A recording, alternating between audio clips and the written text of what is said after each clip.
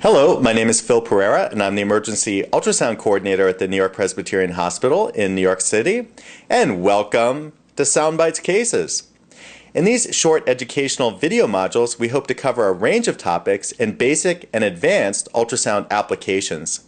It's my hope that through these ultrasound videos, we'll be able to improve the clinical care that we can provide to our patients at the bedside and come to the diagnosis more rapidly than using traditional testing. So without further delay, let's get right into today's module. Today's module will focus on vaginal bleeding in pregnancy, and we'll go through a bunch of videos showing the stages of pregnancy and as they show up on ultrasound imaging. In terms of this chief complaint, I'd like to break it down into four major diagnostic areas, the first of which is a threatened abortion, defined as the presence of an IUP, or intrauterine pregnancy with bleeding. The second main classification is an abnormal pregnancy, defined as several terms: incomplete abortion, missed abortion, blighted ovum, or fetal demise, basically all meaning the presence of fetal membranes or parts without expected fetal growth or cardiac activity. The third major classification is a completed abortion, and the fourth major classification is ectopic pregnancy, our worst scenario. Here's two video clips showing the first finding in pregnancy, and that is a gestational sac, seen to the left in long axis and to the right in short axis. Note the presence of a small dark or anechoic sac located within the fundus of the uterus. Now, the gestational sac can also be seen in a pseudogestational sac of ectopic pregnancy, and thus is not diagnostic of an intrauterine pregnancy. However, it's an early finding of pregnancy seen at about 4.5 to 5 weeks on transvaginal sonography and a week later on transabdominal sonography. So what defines an intrauterine pregnancy for emergency physician sonographers? Well, here's a video clip showing the gestational sac, larger on this video, and notice the presence here of a yolk sac, that circular round structure lovingly referred to as a Cheerio sign within the gestational sac. Once we see a yolk sac within a gestational sac, that is diagnostic of an intrauterine pregnancy. And the yolk sac is generally seen at about 5 to 5.5 weeks on transvaginal sonography and a week later on transabdominal sonography. Here's a pregnancy that's a little bit more advanced, and here we see a large round gestational sac, that dark or anechoic structure, and inside the gestational sac we can see the circular yolk sac or Cheerio sign.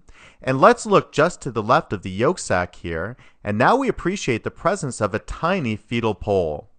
Interestingly enough, when we magnify the fetal pole, we could actually see a tiny heartbeat. Now, the fetal pole is generally seen at about 5.5 to 6 weeks on transvaginal sonography and 1 week later on transabdominal sonography. Here's a video clip from a patient who had a twin pregnancy. Notice the presence here of two large gestational sacs, and within each gestational sac we can appreciate fetal poles, and notice that each fetal pole has a heartbeat. So we see dichorionic twins, twins with separate gestational sacs, each with fetal heart activity.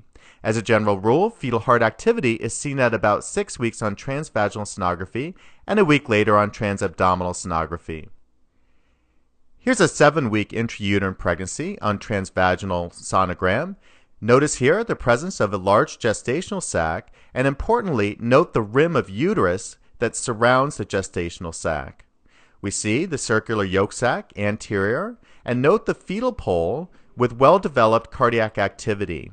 Now we note here another structure, which is the amniotic membrane billowing out from around the fetal pole. Eventually that amniotic membrane will close down at the outer margin of the gestational sac, forming the amniotic cavity. Here's a transvaginal sonogram of a late first trimester pregnancy. And as I work in northern Manhattan, we refer to this as the merengue baby. And note the arms and legs moving fluidly to the merengue music, a sure sign that this kid will be a slick dancer. So thanks for tuning in to today's installment of Soundbites Cases. It's my hope that through this educational series, I'll be able to get out to you a number of ultrasound learning pearls that you can take to the patient's bedside tomorrow to improve clinical care and to arrive at the diagnosis more rapidly than using traditional testing. So I hope to see you in the future as Soundbites Cases returns and as we move on to discuss a range of interesting topics in bedside ultrasonography.